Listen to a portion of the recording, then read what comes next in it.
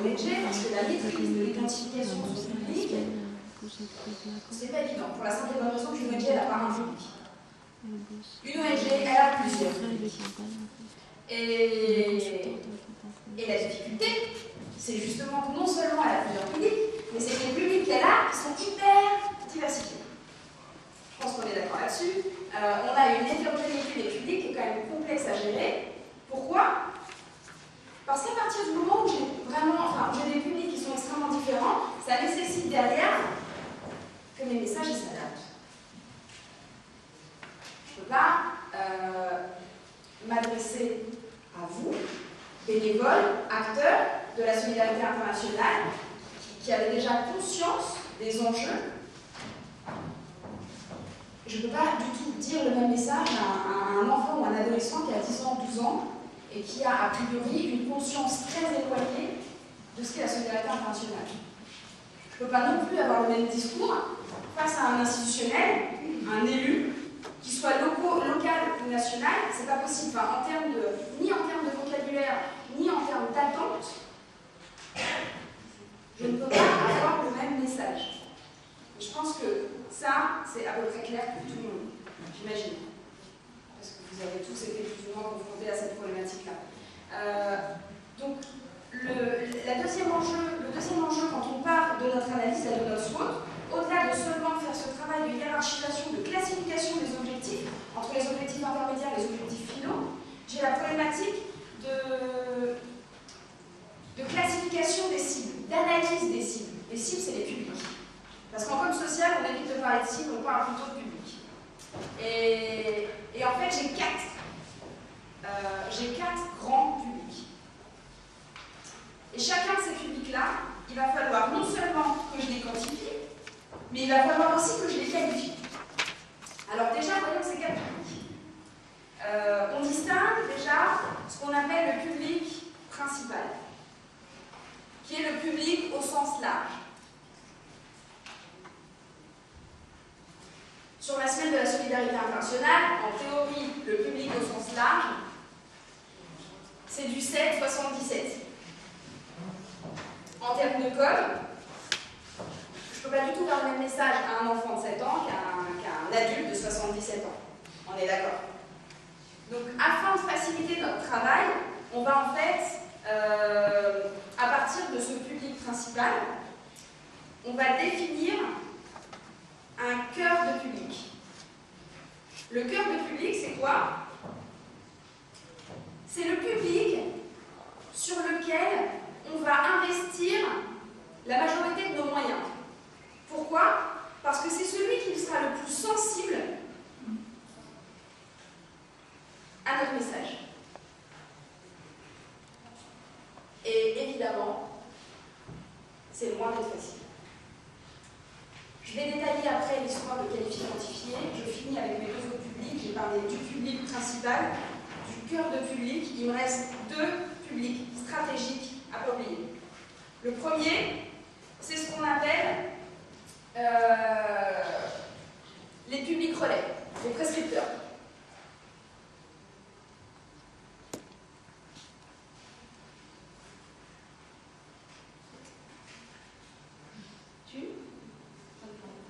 D'accord.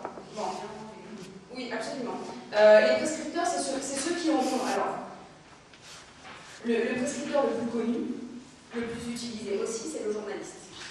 Le journaliste a un réel pouvoir de prescription, qu'il utilise bien plus pour les marques que pour les ONG, mais il a un réel pouvoir de prescription. Pardon pour la prescription, mais je ne pouvais m'en empêcher. Donc, le prescripteur, c'est vraiment, il est extrêmement important à analyser, il est extrêmement important à identifier, et il est extrêmement important d'émettre un message qui lui soit dédié. Parce que c'est lui qui va pouvoir derrière impliquer d'autres acteurs vis-à-vis de notre message. Vraiment, le public prescripteur, c'est quelque chose sur lequel il faut réfléchir beaucoup, il faut brainstormer. Enfin, voilà, prescripteur, c'est vraiment un enjeu stratégique en com, d'autant plus qu'on n'a pas de budget. Donc moins on a de budget, plus on essaye de travailler la cible prescripteur. C'est logique. Et le dernier public cible qui est moins stratégique mais néanmoins très important, c'est ce qu'on appelle le public secondaire. Le public secondaire, c'est quoi? C'est tous ceux qui sont susceptibles d'être impliqués ou d'être intéressés par notre message, mais on va dire de manière indirecte. Je vais donner un exemple.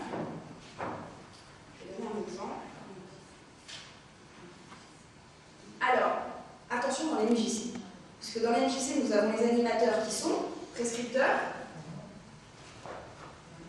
Le public, les jeunes qui sont à la MJC, en théorie, font plutôt partie de notre public principal ou de notre cœur de public. Par contre, les salariés de la MJC, oui, ça, c'est notre public secondaire. Pareil, dans le cadre de, quand vous faites dans le cadre de vos, j'espère que ça s'appelle encore coup de pouce. Oui. Oui.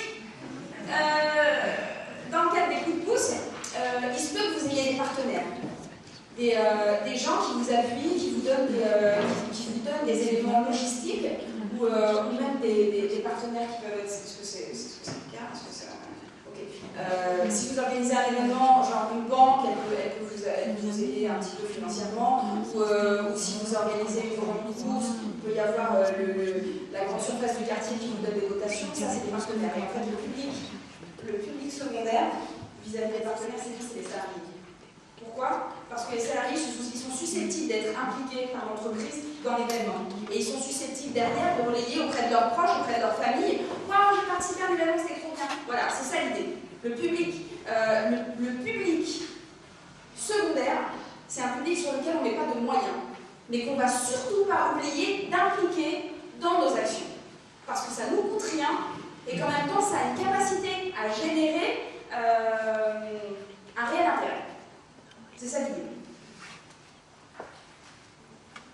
Oui, non? Oui? C'est l'enseignement. J'ai plus l'habitude d'avoir un feedback que... oui. Merci, Anna.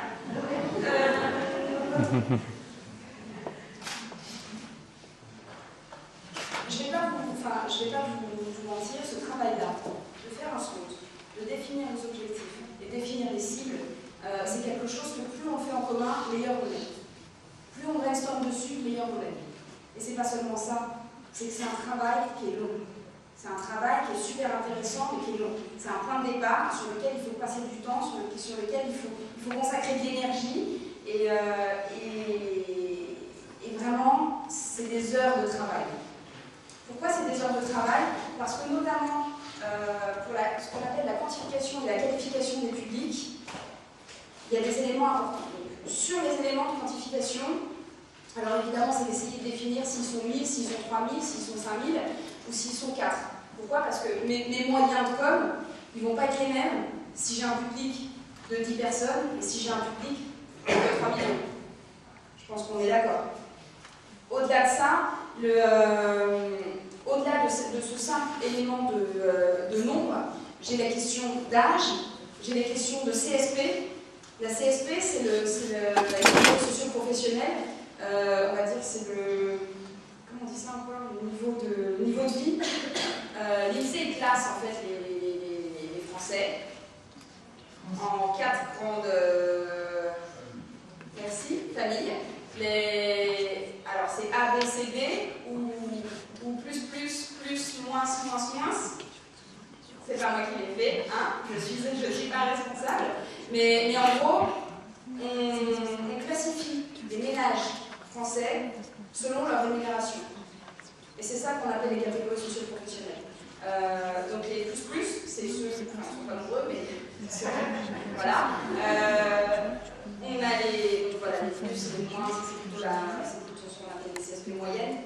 Et puis les CSP très basses, c'est vraiment les moins. C'est important de savoir pourquoi, parce qu'encore une fois, souvent, alors je suis désolée, je fais un raccourci parce que j'ai pas beaucoup de temps. Souvent, la catégorie socio-professionnelle est liée au niveau d'éducation, au niveau d'instruction. Et encore une fois, je ne peux pas m'adresser de la même manière à quelqu'un qui a un bac plus 5 qu'à quelqu'un qui a un CAP. Alors je suis désolée, je fais une caricature, je me rends bien compte, mais je ne peux pas faire autrement qu'en peu de temps. Et je peux pas, je vous disais